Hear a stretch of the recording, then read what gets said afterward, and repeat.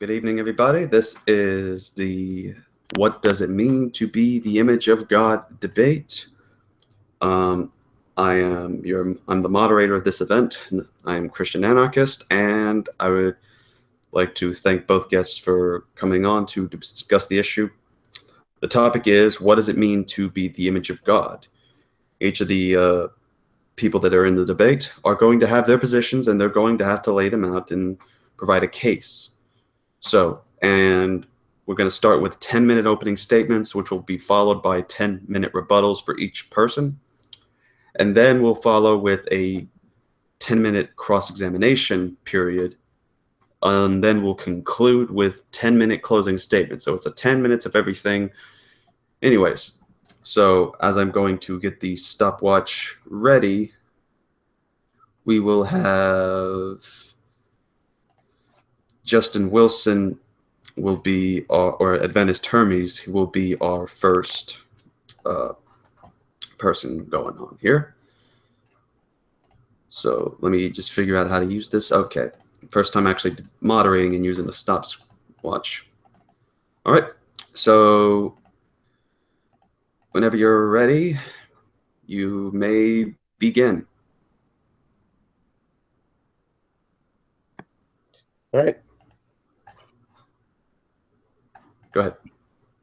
Hi, everyone. Well, I'm Justin Wilson, and Seventh-day Adventist, and I have a unique view, which I believe is the most logical view of what is the image of God. And it's simply the definition of image of God is found in Genesis chapter 1, verse 26, where God said, "Let us make man in our image, after our likeness, and let them have dominion over the fish of the sea, and over the fowl of the air, and over the cattle, and over the earth, and over every creeping thing that creeps upon the earth."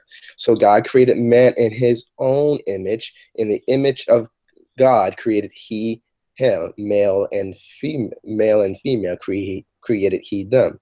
So here we find that the word or the phrase image of God is reiterated in the next clause, where God said, "Let us make man in our image after the likeness."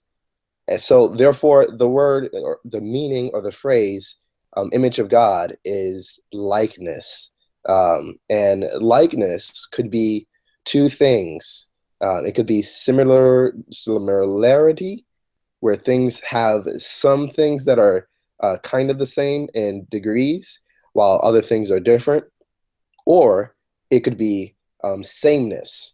So there are two things that are the exact same, and they are like each other.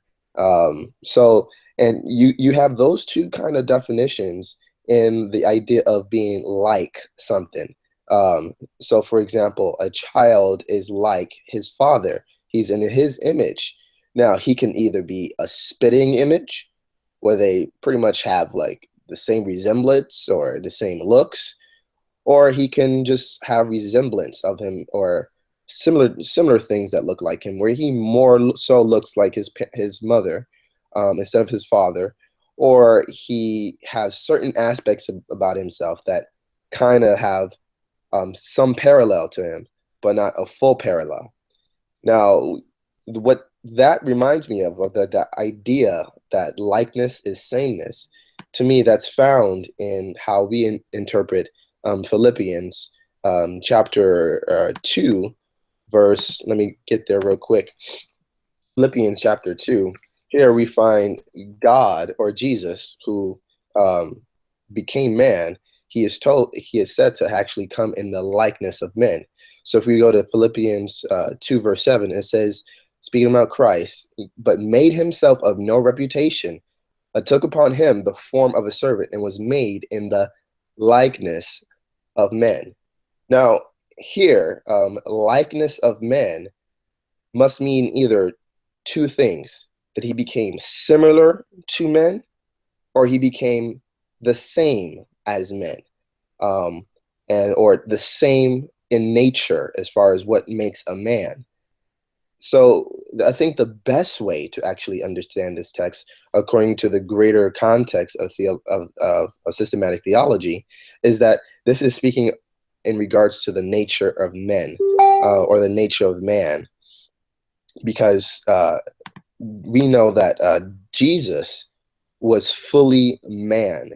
He was 100% man and also 100% God.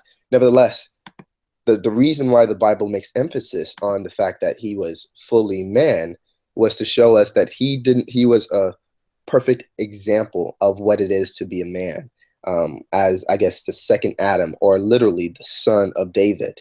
Um, However, because of that, we look at this text and we have to interpret it as the sameness in nature as man, not just similar to man. In other words, it's not like he was like a man, but not exactly a man like you and I, where he didn't have a heart or he didn't have, certain components. He was a man just like you and I. So here, likeness must mean sameness. So when God said, "Let us make man in our image, in our likeness," there must be some kind of sameness that men have, that God has. So I'm not saying that all the image that we have, or that we are, is all of God, but all of who we are is some aspect or some image of God. So it's just like this. When a baby is born, he is born in the father's image. Now, he doesn't come out in the same exact height. He doesn't come out with the exact same look, at the moment. He doesn't have all the attributes, the strengths, the power. He can't walk. So in those areas, he's not just like his father.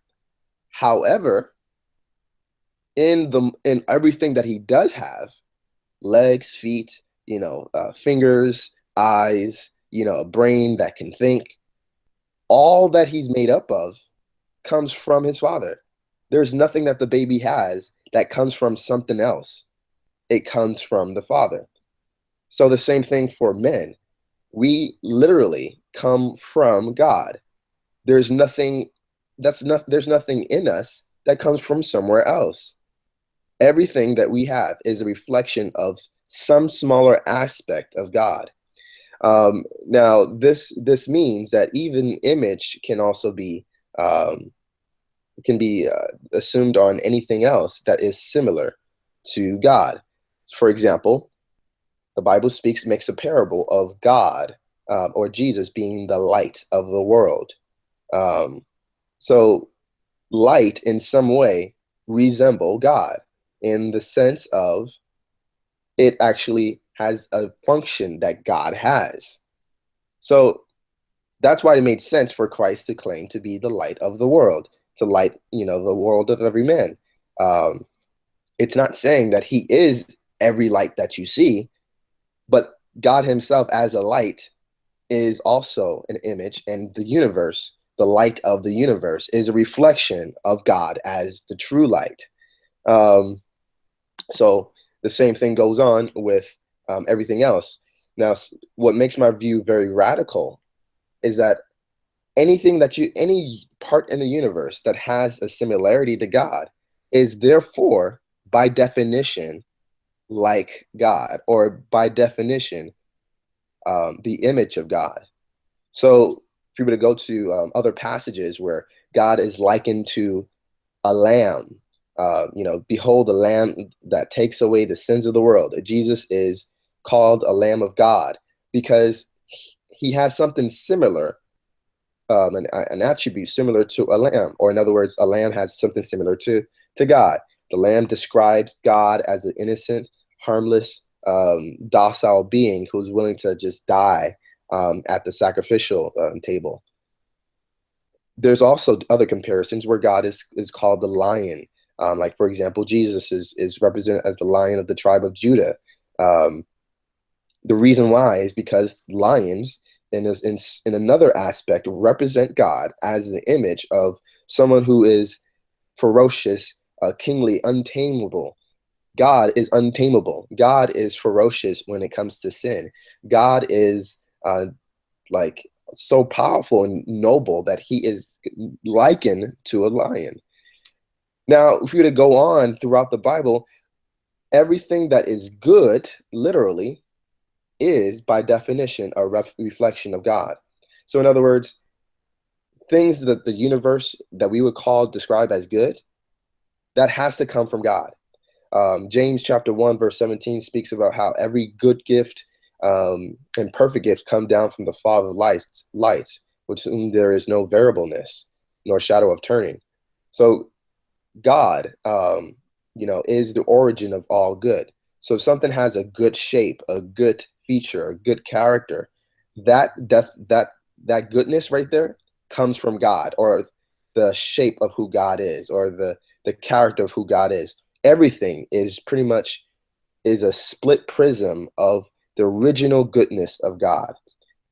So all the colors in the universe, all the beauty, the goodness, all that comes from God. So when God said about the earth, when he finished creating the earth and he says, it is good, the plants, the trees, all these things was a reflection and image of the goodness of God.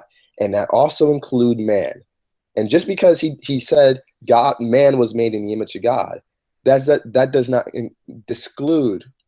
exclude, I mean, all the other things that are made in the image of God. Just because he did not happen to say that doesn't mean that he doesn't believe that they are also the image of God. He just did not mention it, and he implies it throughout the rest of the scripture.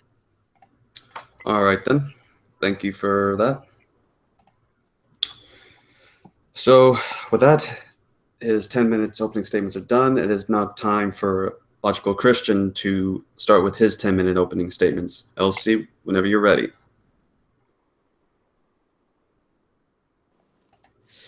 Okay, go ahead. Go ahead. Thank my opponent, Adventist Hermes here, or Justin, whichever you would rather be called here, for joining me for this debate. And I would like to thank Christian Anarchist for debate. Now, I will address his case in the first rebuttals. Now, let's focus on what the Bible really says about the image of God. Because the Hebrew term for the image of God is imago Dei. This is in writings by scholars like N.T. Wright and more. Now, let's talk about several Bible verses that we can say that give us a better look at what the image of God says. My opponent here has appealed to the likeness definition, that it simply means everything that good comes from, that everything is good comes from God. But however, there are several problems with this idea. I said in the rebuttals. Right now, let's begin with a biblical case against this idea. Let's start with 126 and 127.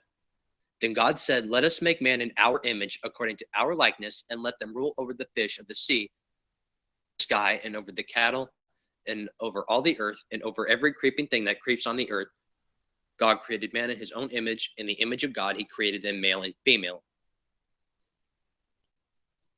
Now, actually, if you read it carefully, it says he created him in the image of God. He created him, male and female. He created them. His idea is already partially contradicted here, because my opponent has taken the case that all good things come from God. And if I am representing him correctly, he sounds like he is saying here that parts of everything is a representation of the image of God. And he quoted verses where it calls Jesus the Lamb of God. But however, that's, in my case, I don't see how this necessarily proves this. He quoted that it means that he's referred to as the Lion of the tribe of Judah. Let's see what else it has to say in the Bible about the image of God.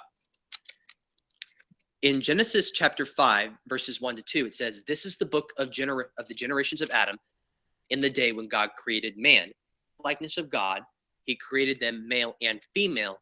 He blessed them and named them man in the day when he created them. So I think this verse is pretty clear. It says here, and he blessed them and named them man in the day when he created them. This is referring to the sixth day of creation on Genesis 1:26 to 1:27. So this is making it clear he named them man. So my question to my opponent here is, if everything good is the image of God, then what? Then how do you address this verse? It says he named them man in the day they were created and created them male and female. Fit the idea that the good parts of everything is good? Because Jesus calls himself in John 15:1, he says, he compares himself to a vine. But do plants have genders? I wouldn't say so. It's partially contradicted by Genesis 5:1-2. We can also see other languages of this idea, New Testament and the Old. But let's focus on Genesis for the moment. In Genesis chapter 9, verse 6, it says, whosoever sheds man's blood, by man his blood shall be shed, for in the image of God he made man. Now, my second question is, if this is the case, it says, whosoever sheds man's blood, his blood shall be shed, because he has killed someone who is the image of God. Now, are animals instructed suddenly not to eat other animals? There can be a case given that would actually give us a reason to believe that maybe that he called animals and he even fed animals. For example, hold on. In Genesis 3:21,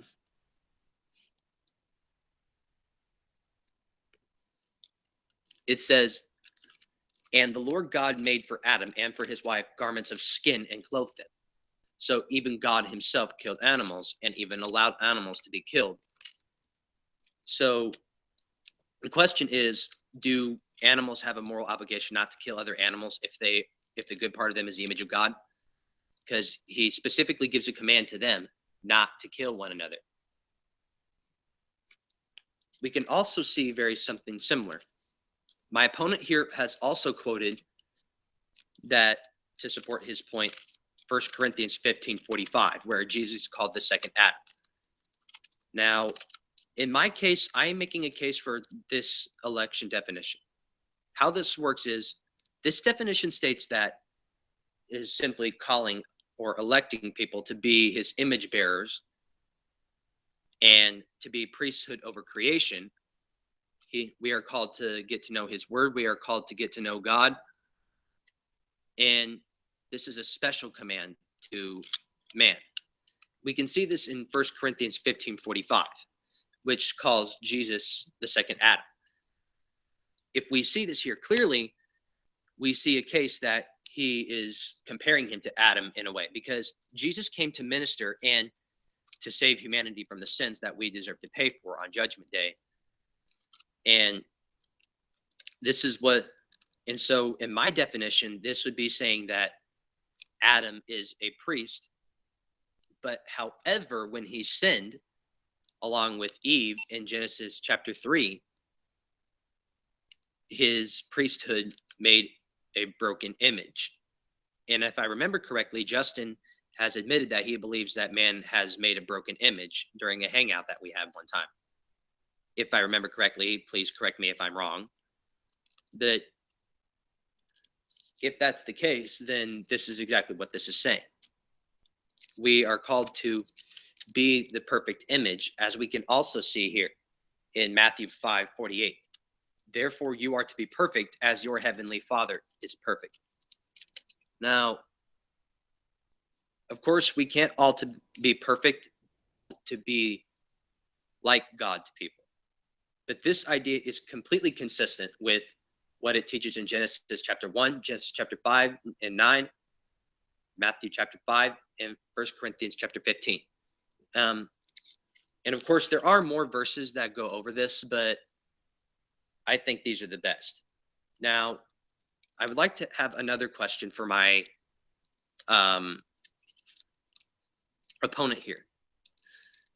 If God said that all things can be the image of God, or at least all the good parts of everything can be the image of God, Christ died. As non-Calvinists, we would say that Jesus died for everyone. But my question basically is, did Jesus die for animals? So those are my questions to him. So like I said, to reiterate, first, if it says he made them male and female, this does partially exclude the idea that certain good parts of everything can be the image of God, because not all things have an actual gender, like trees, plants, etc. My second question is, for whom did Christ die? Did he die for animals, or did he only die for man? And my third is, where do you get the idea that they can all be the image of God if we have a particular moral obligation as found in Genesis 1:5-2? I'm sorry, Genesis 5:1-2. Now, I think this is the case that I can present for now, and I'm going to go ahead and stop there for now.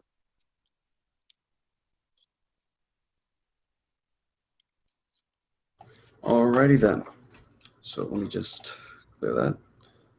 All right. Then we'll move on to our rebuttals, which we'll start again with Justin. And your time starts now.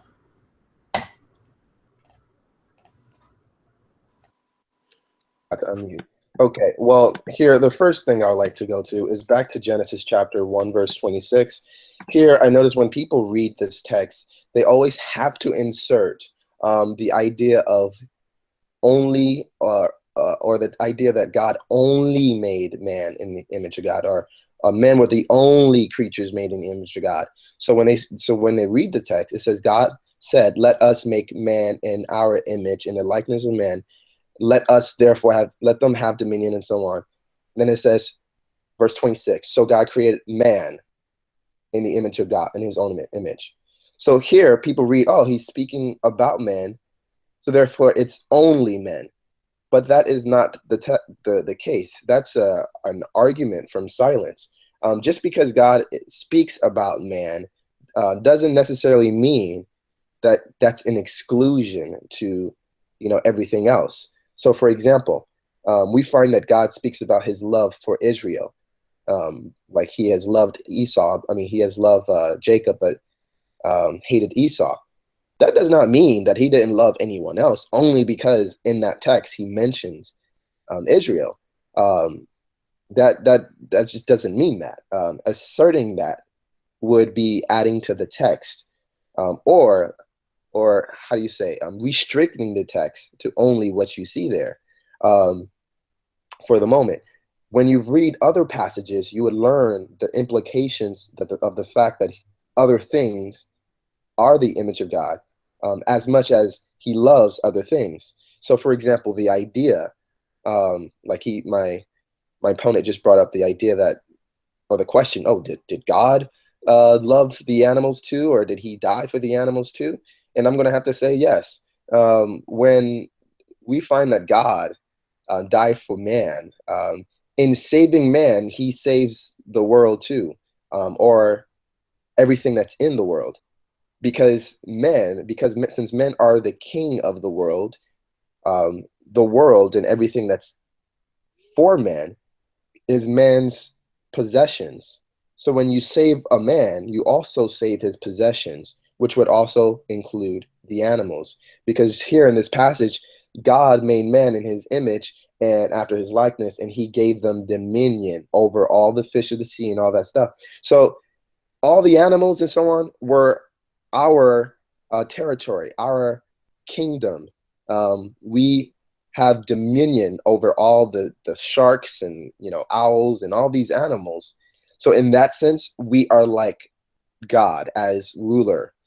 However, in the sense for the animals are like God as a servant who serve a greater being.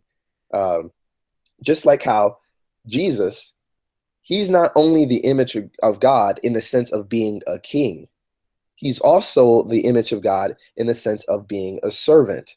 Because the Bible speak about, or Jesus says that Jesus did not come to be served, but to serve.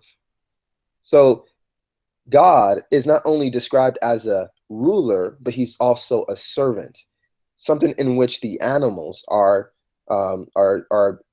reflecting as well. They are servants. So it's not either or here. It's both and. It's just that all the animals, all the creatures of the universe have their aspect in which they live and act and move like God.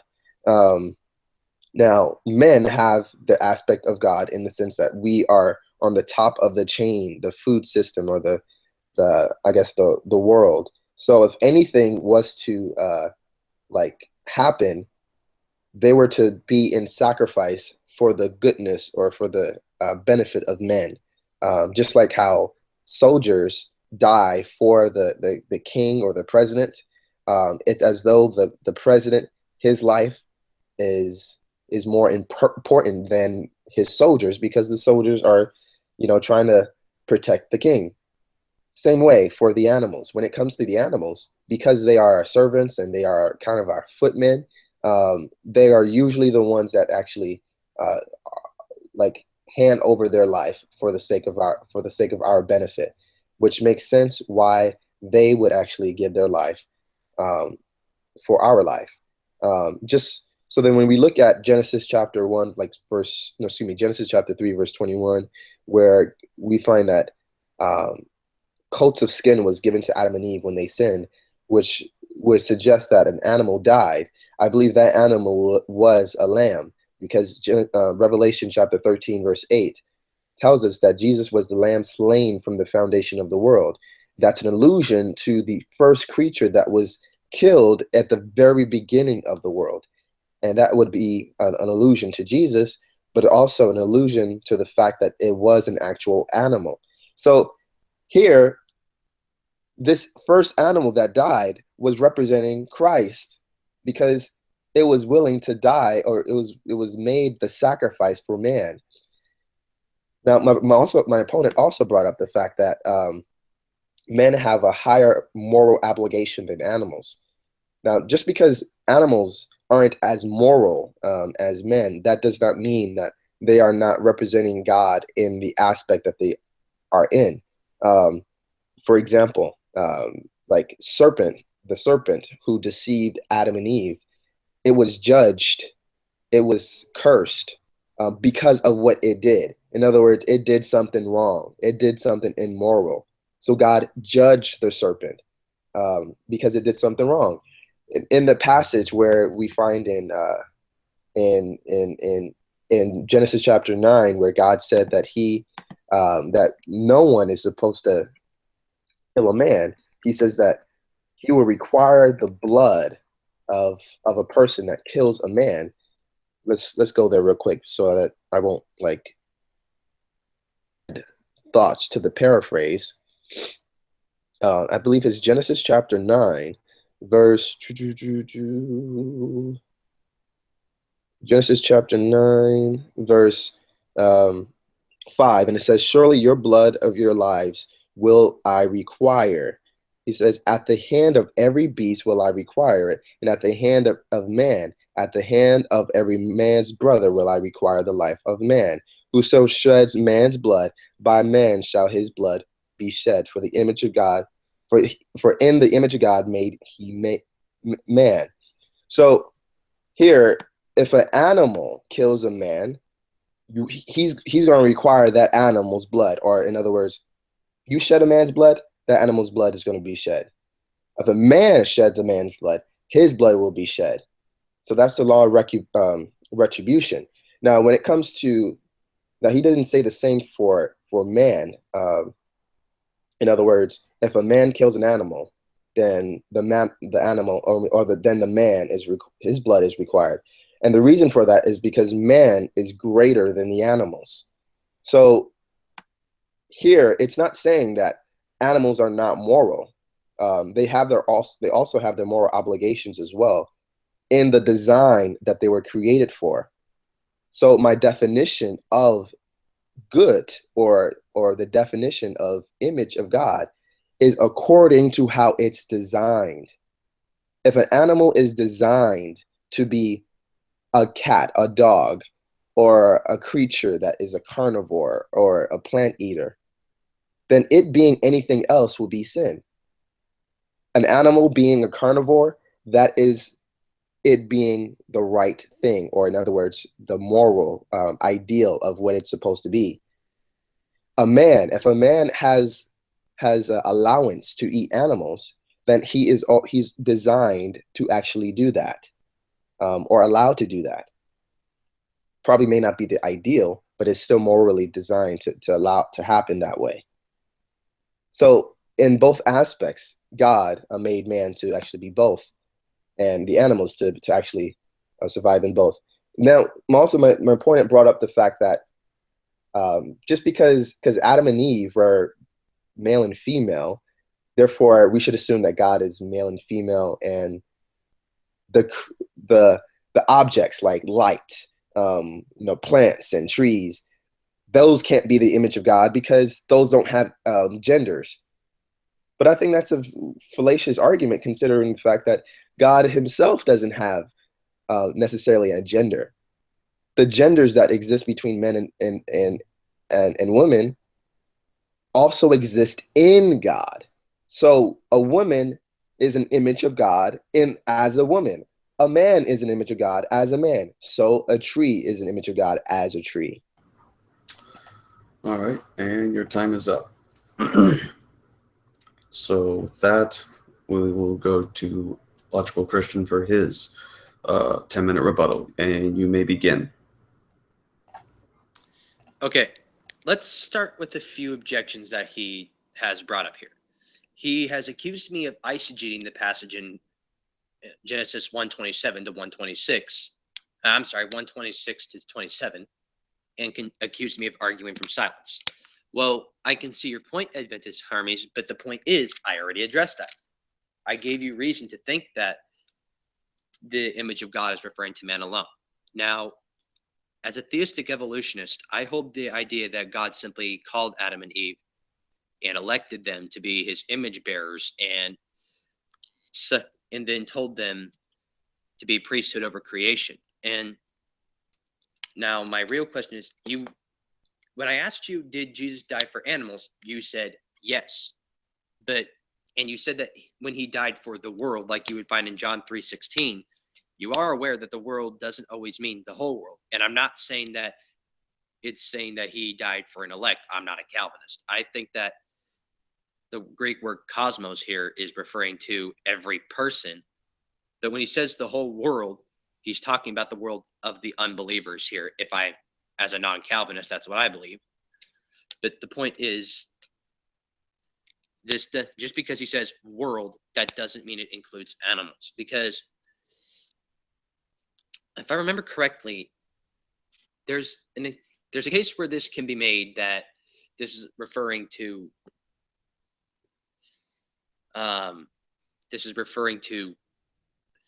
a certain type of people. For example, in Genesis verse 57, it says here, moreover, all the earth, the Greek word, the word cosmos here, came to Egypt, to Joseph, to buy grain because the famine was severe all over the earth.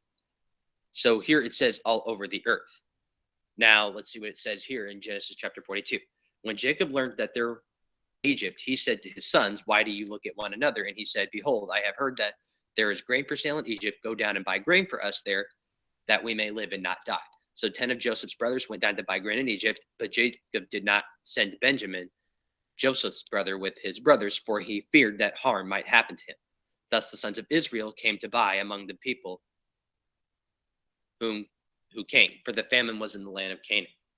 Now, so as it pointed out here in Genesis 41, it said there was the famine was severe in the land of Egypt in verse 56. And then in verse 57, it says, moreover, all the earth came to Egypt, to Joseph, to buy grain. But it also talks about how this word is used to refer to the Egyptian empire and the land of Canaan.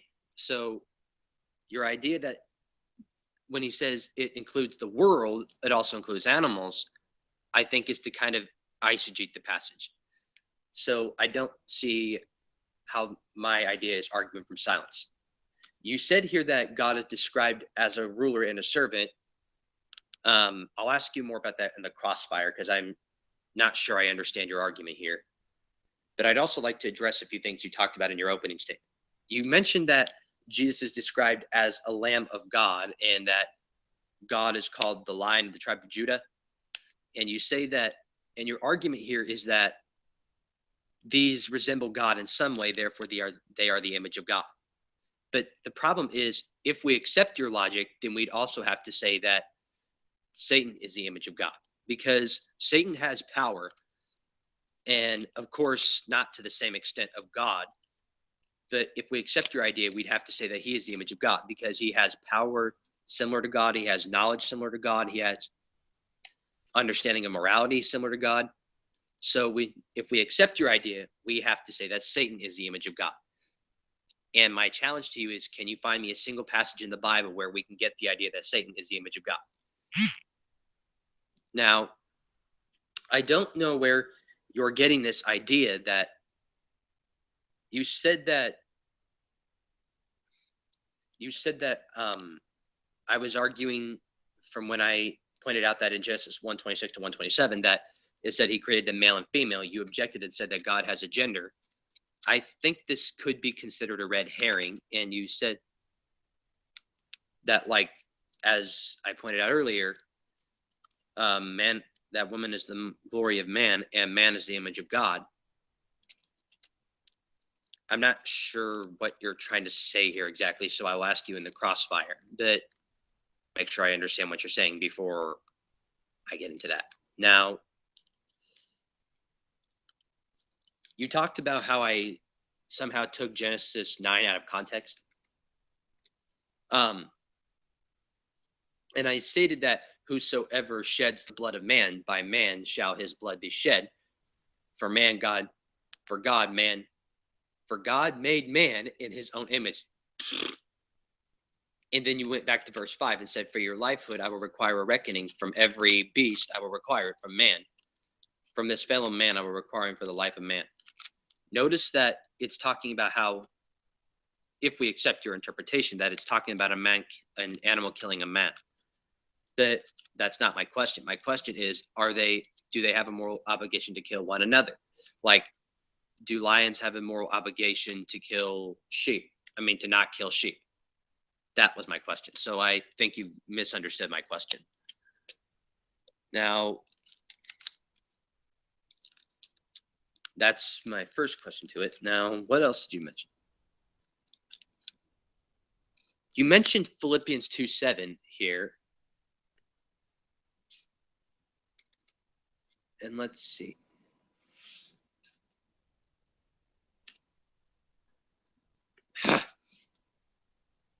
Okay, and you mentioned Philippians 2:7 earlier, but he emptied himself by taking the form of a human, being born in the likeness of men.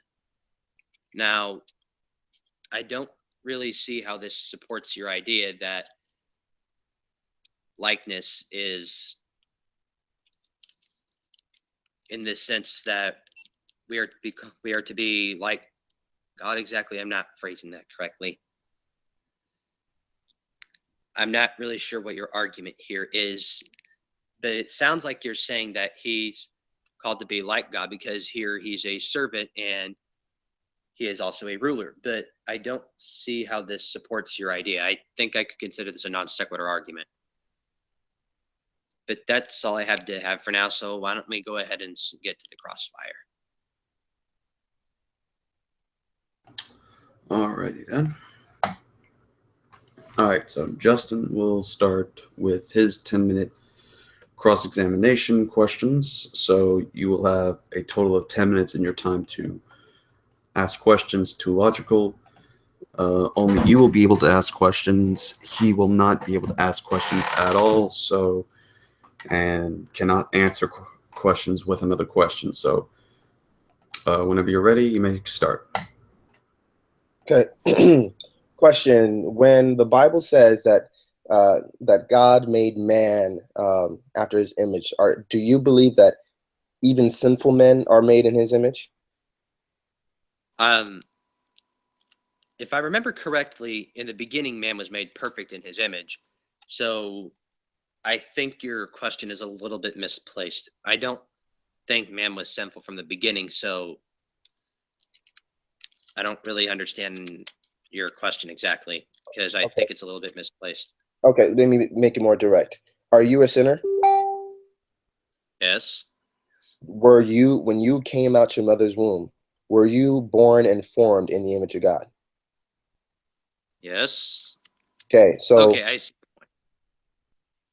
even sinful men are made in the image of God, correct? Yes, because we are now the broken image, and that's why Christ came, because we are separated from him, and that's why we needed his sacrifice. Okay, so you're saying that God made men in the broken image? No, in the beginning, God made him. In the beginning, God made his image perfect, and now he's calling unrighteous men to repentance. He calls them to be his image bearers, and he calls them to be he calls them to be stewards over creation. So every man that exists, the does he not call them the image of God? He calls all men the image of God. That's what I believe. But I believe he calls only man the image of God. Okay. So when you see like sinful things in men, do you conflate that with the image of God? I do not believe the sinful part of it was conflated, but I still don't see how this supports your idea. Well, you don't have to see it right now. I'm just trying to get all the answers out. So now, so now when you see the fact of animals, um, like certain aspects in them, such as obedience, love, faithfulness in a dog, whatever, would you not consider that an image of God? No, I would not consider that an image of God because they don't have an obligation to do those things. Because, as I would say, I think that while those things may be similar to God, I hold to the idea that it simply means a call of election. So no, I would not consider that the image of God because we have an obligation. They do not. So when Jesus speaks about him being a shepherd and the shepherd lays his life for the sheep did not have an obligation to follow the shepherd. I'm sorry?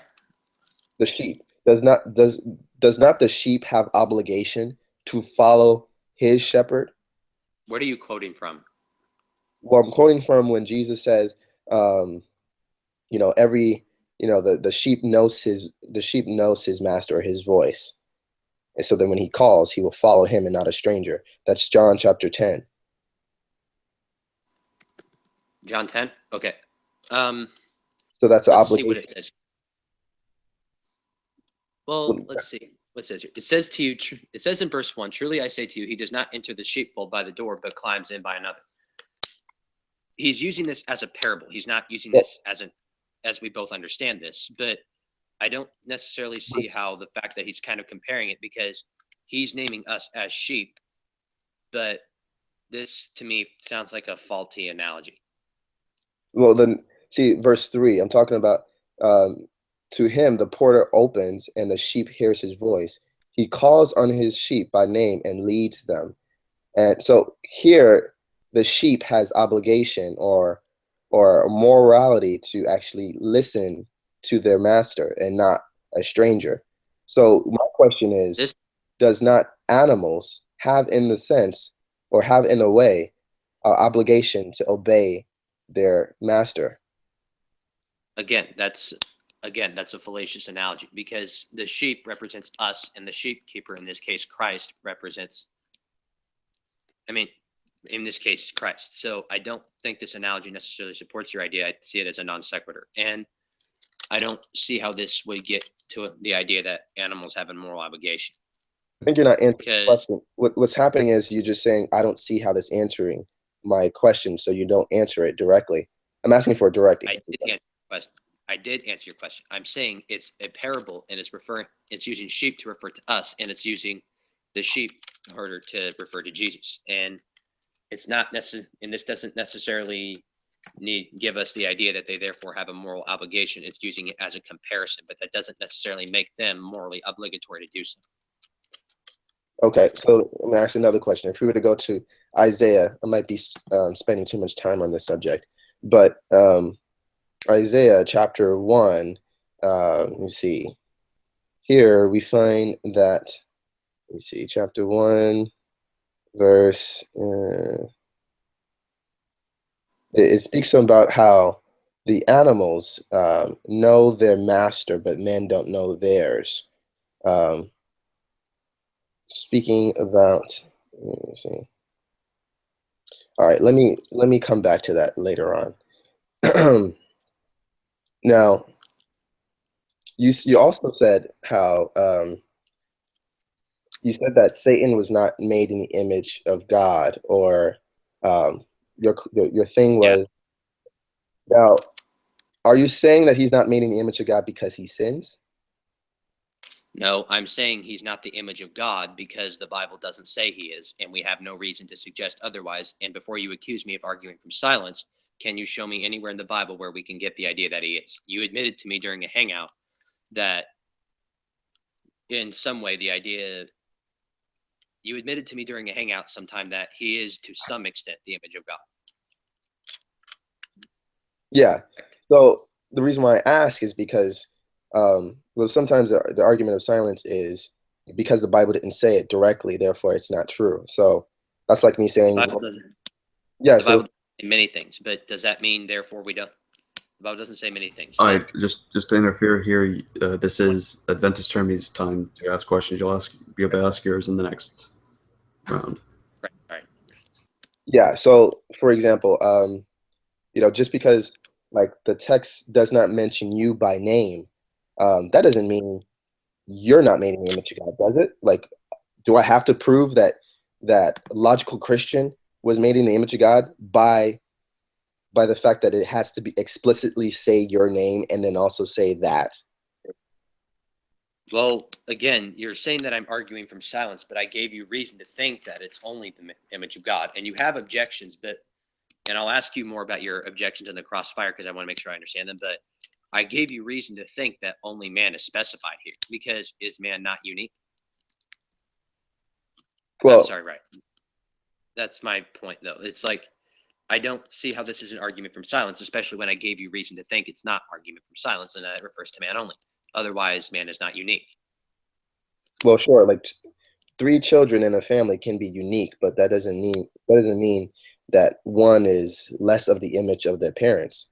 Um, but anyway, so then so you're saying that Satan is not the image of God because it does not directly say Satan was. It has to say That's that. part.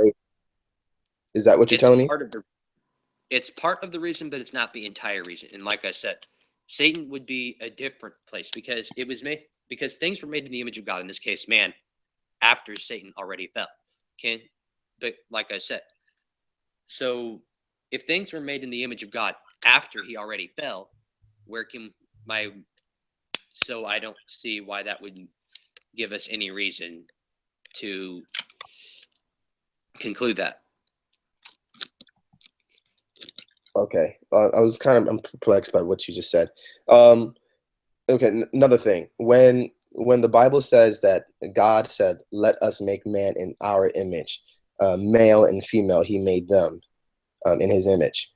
Are we to conclude something about God's gender? No, I never said that. I'm saying that he's being more specific to the fact that certain things have a gender that he created. He said he created things in his image that have a particular gender. And I'm saying that things like plants do not. So, in other words, if a plant doesn't have a gender, it's not the image of God. No, because like I said, one, it says he made man in his image, and then it says he made them male and female. And this already in the way excludes plants because plants do not have gender. And so anyways, that's my point there. Okay. All right, and that'll be the end of that. So up next, Logical Christian will have a total of 10 minutes to ask Adventist Hermes any questions that he may have on his mind. Same format is to make sure it's questions and then respond with an answer. Do not answer with a question or ask questions during LC's time. It's him alone to ask questions, not the opponent. So, and you may begin. Okay, so I want to make sure I understand your position correctly. You believe that as a Seventh-day Adventist, or at least your version of it, you believe that everything, that the good side of all things represent the image of God, correct? Yeah. So now that I understand your position, I want to clarify a few things. Now, there was one verse I didn't exactly mention, but I'd like to ask you, what about 1 Corinthians 11:7? It says, "For man ought not have his head covered, since he is the image of God in glory, but the woman is the glory of man." This is mentioned in 1 Corinthians 11:7, or 7:11, as you want to put it. I had to put in there. My question here is, it says that the woman is the glory of man, and that man is the glory of God. So where does your gender objection that you brought up to me fit in with this? Well, I believe that women are a species of the image of God, in the sense of, just like how he says he made them in his image. Um, in making a copy of man, or a kind of man, which is a woman, he's making another kind of his own image. So it's kind of the same thing, just like how him making man, or Adam, in his image would also assume that you being born from Adam would therefore carry as you as the image of God, whether you male or female. You would not say that women are not made in the image of God. Well, it says he was in. Well, I can see your point there a little bit to a certain extent, but however, it says, "But the woman is the glory of man," and that man is the image of God and the glory of God. So it's not that they're not made in the image of God. I never said that. I just say it's more closely associated that they're the glory of man in this point, because woman was taken out of man, and after he formed them, he took a rib out of the woman. Now, that was my other question. What was my other question? You said something about Genesis 5:1-2. What was it you said about Genesis 5:1-2? On what subject?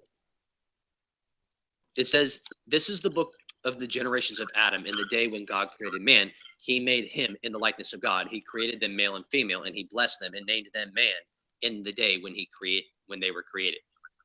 That's What was Genesis it you chapter. said about? That's Genesis chapter 1, verse 26 and 27. No. This is Genesis chapter 5, verses 1-2. It says, "This is the book of the generations of Adam.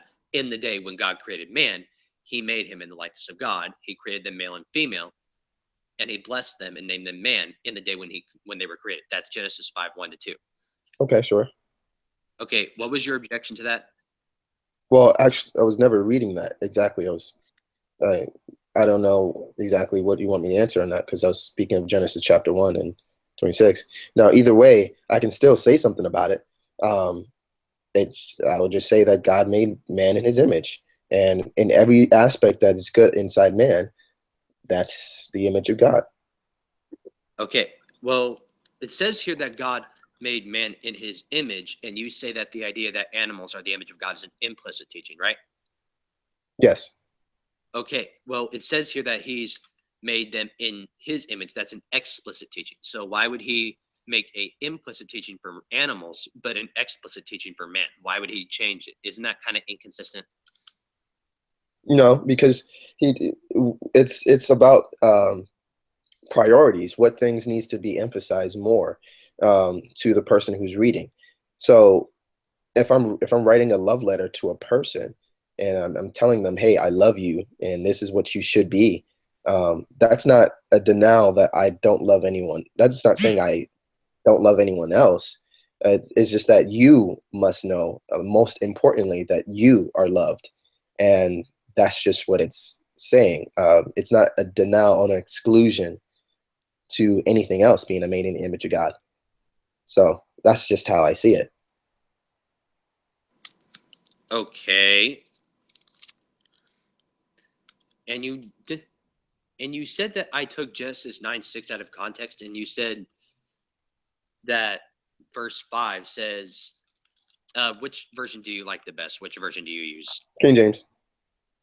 King James? Is it all right if I use the ESV? That one's better for me. Sure. Okay. Here's what the ESV says about, assuming I can find it. Where is it? Get it? I'll just use the King James.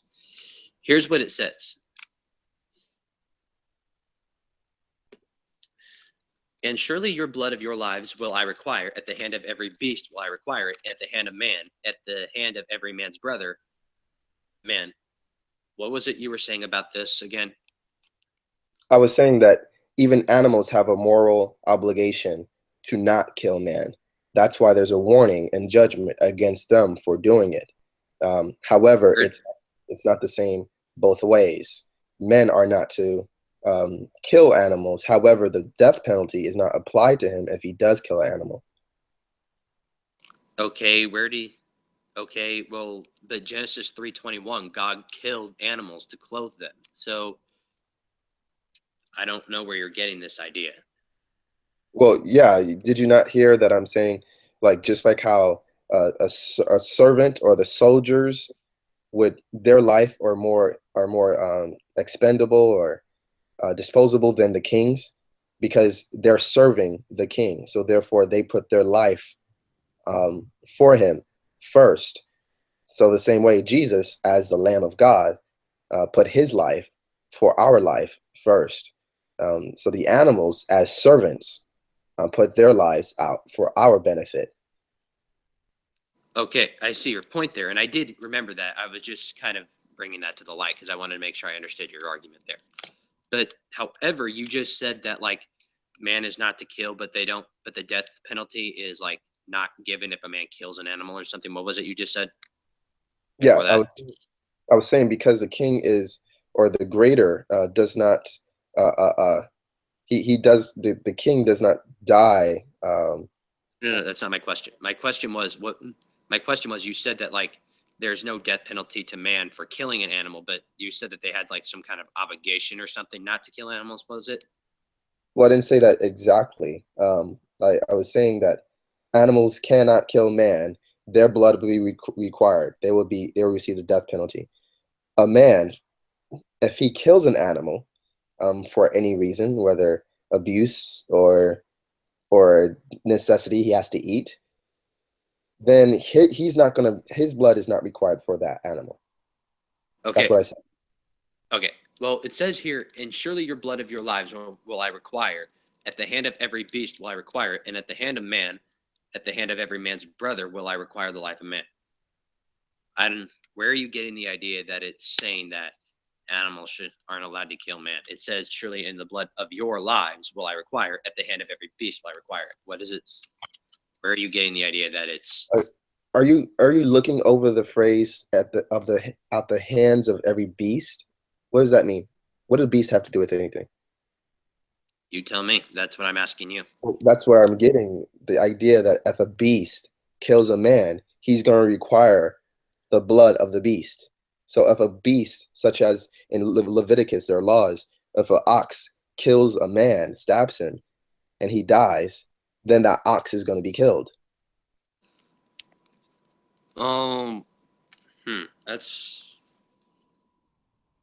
That's why he mentions at the hand of every beast and also the hand of every man.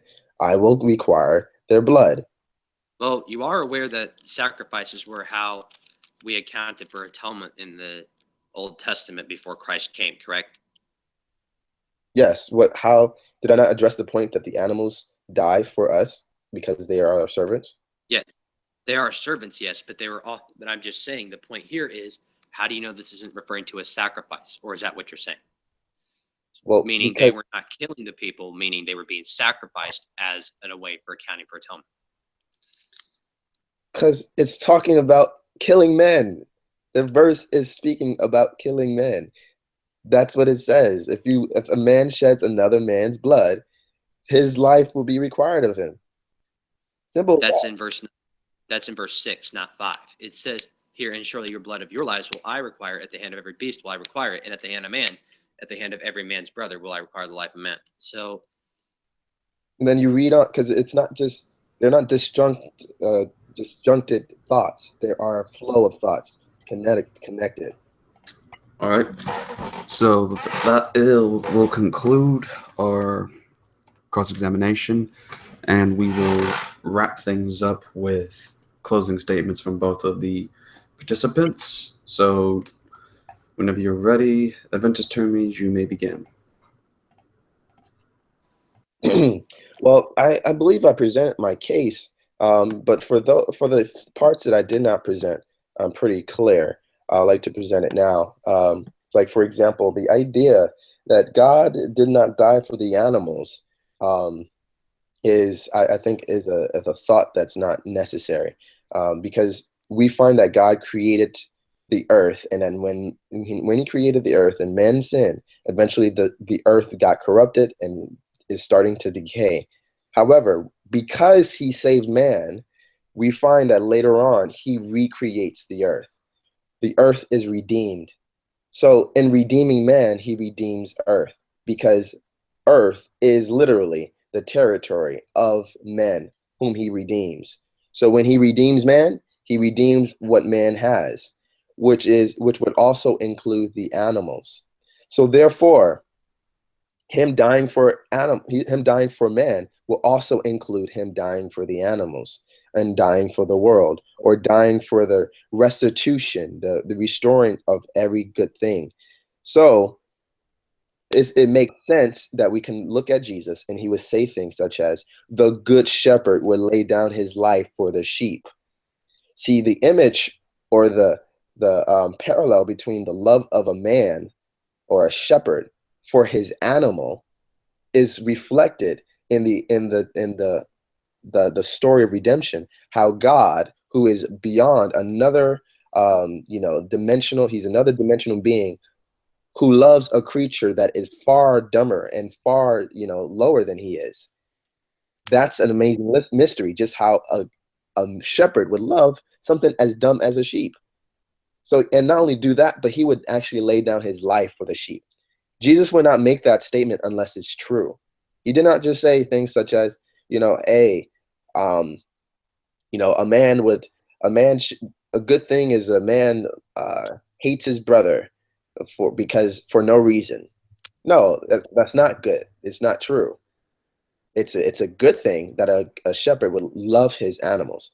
So I think I spent enough time on that. But the point is, the image of animals and men are the same. We have different aspect in which we reflect God. The animals reflect God in their own unique way, and men reflect God in our own unique way. I think one of the problems here is that people feel like if other creatures or other things are the image of God, therefore they're unique, they're not unique anymore. But that's not true. That is selfish thinking. That's like assuming that just because your parents love you, your brothers, and your sisters, therefore the love that you have is not unique and therefore it's not love. No, you being who you are and being loved for who you are is unique. So you being an image of who you are, and the place, the time, and I guess the scenario that you exist in, you are a unique image of God. Another animal being an image of God does not in any way subtract you from being an image of God. It doesn't make you less unique.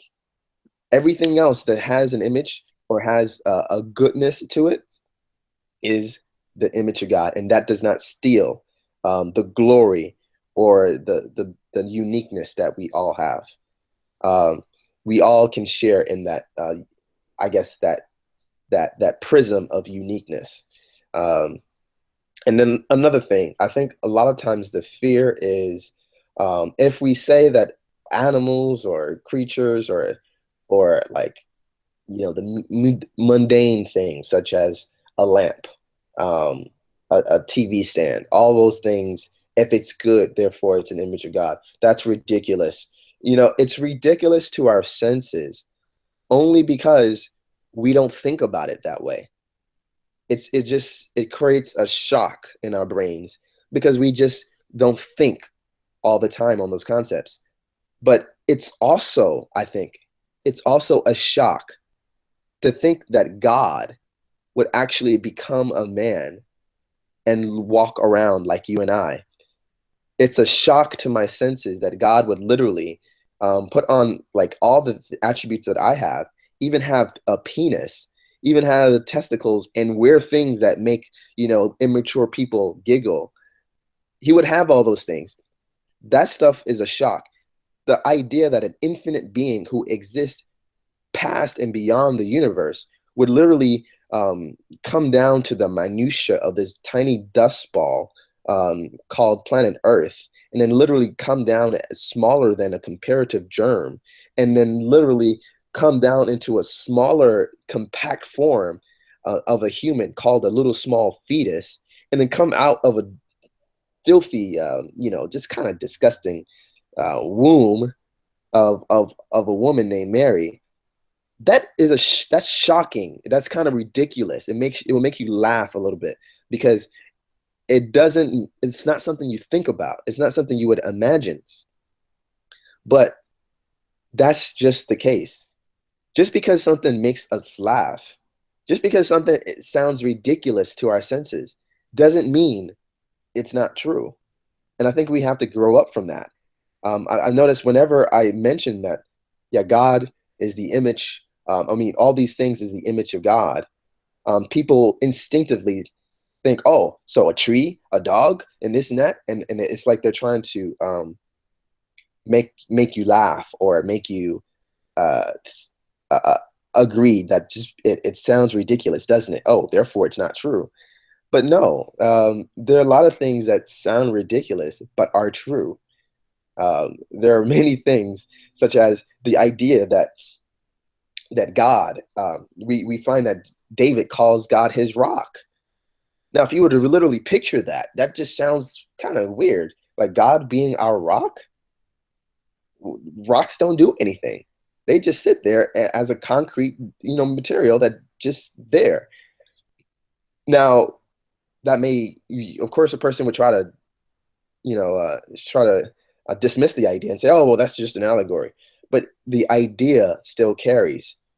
What God is the goodness, the representation of a rock being there, a person that you can depend on, that won't change, that just will always be there for you. That's, in a sense, a rock, something that is so heavy that you can't move it, a defense, against things that are unstable. God is that, and there is no rock that is more like that than God himself. Like I can go on and on about any material that we can come up with, and if in the aspect of its goodness that is God, then I would say, hey, look, that represents God, because every good thing comes down from God. Even if it's a good concept, a good invention, all that comes down as something that God had already originated in his mind, and therefore an image of him. So I think what my opponent will try to do, or has already done, like many others, will try to, one, excite your prejudice by making you feel like if other things are if other things are an image of God, then therefore you should feel jealous of you not being unique as well, which I think is kind of immature. And I'm not saying he's immature. I'm just saying that idea most people carry is immature. And then another thing, try to incite ridicule about this, just because everything is the image of God. Or let me just qualify my statements. Every good thing is the image of God. Then, a tree leaf, the stars, the rock on the floor, the paper that I'm writing on, the computer, all these good things in life. Oh, don't you think that's funny? That's funny. I think that's immature. I think as we go on in life, we will learn that our bodies is something laughable. Like the way we look, the way we walk, I mean, if you see someone fall on the ground, that's laughable sometimes. But just because you laugh about it doesn't mean it's not a reality. So if I fall on the floor and you laugh about it, and then you see Jesus laugh on the floor, that does not make him less God. That does not take away his deity. So that's my closing arguments. God is good, and anything that is good is just a reflection of him. All right, then. So now we will conclude with Logical Christian's closing statements. So whenever you're ready, go ahead. Okay. Now, I'll try to make this one short because I don't have a whole lot to say about this issue right now. I think we've pretty much covered everything that we can cover. But what I can say is we'd have to be asking. I think my opponent here has made a fallacious analogy or fallacious assertion here, because he talks about the fact that animals understand morality and such. However, I would have to say that's a fallacious argument. In this case, a red herring, because just because something understands morality or whatever, like animals, there is a way where animals understand morality to certain extents. Therefore, they have an obligation.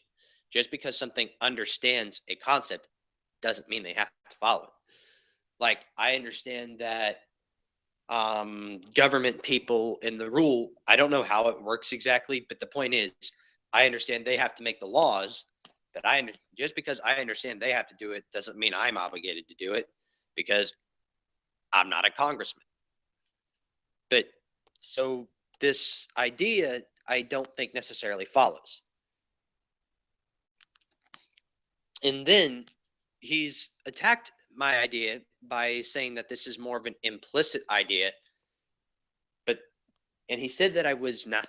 And when I asked him in the crossfire if it sounded inconsistent to say that the explicit teaching that man is the image of God, yet the idea that other things can be an image of God, teaching,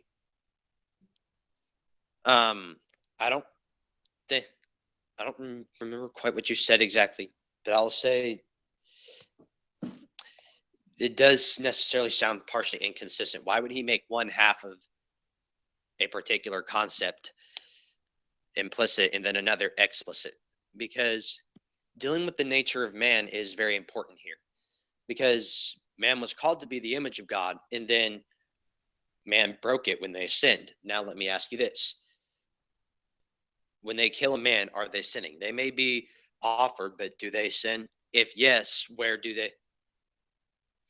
If yes, where do you get that idea? If not, then who's called to be God's image if they are not sinning?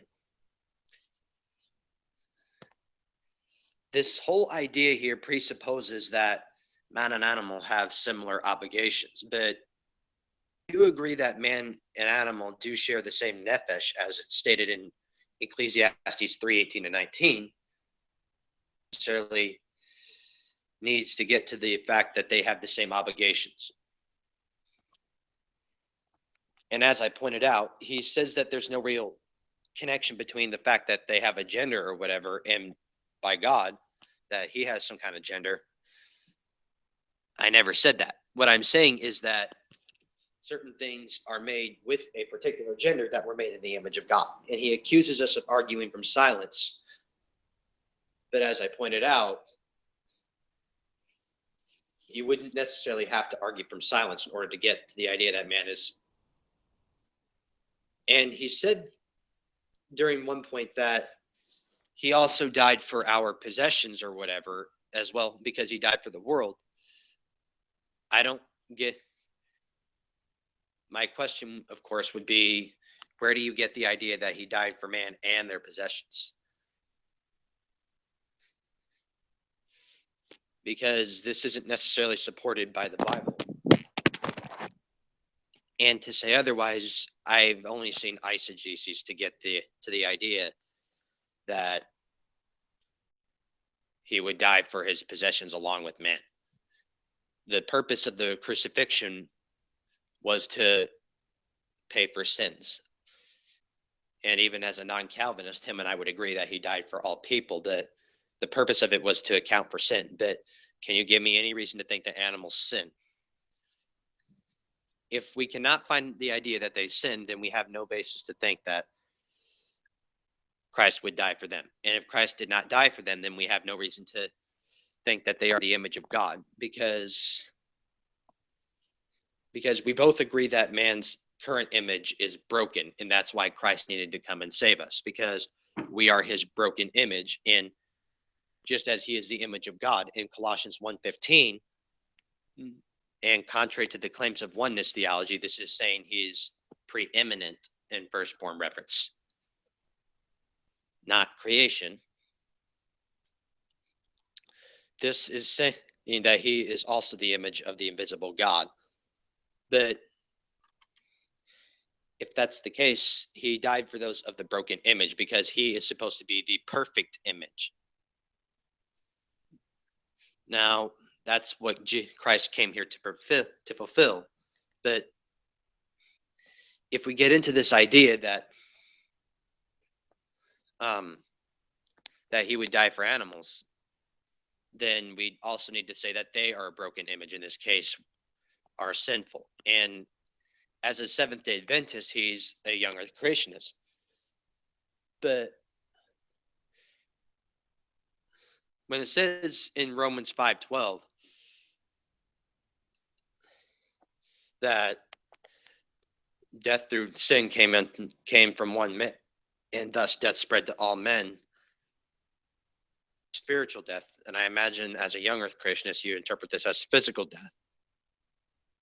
Would you say that spiritual death would apply to animals as well? Because you'd have to say that in order for this to be consistent teaching with the Bible, you'd have to say that spiritual death is also applied to animals. But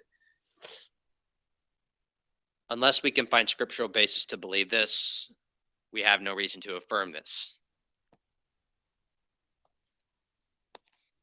Even if we accept that he's talking about physical death here, we still have no reason to believe this, because in order for us to get to the conclusion that they're the image of God, to say that they would be affected by spiritual death.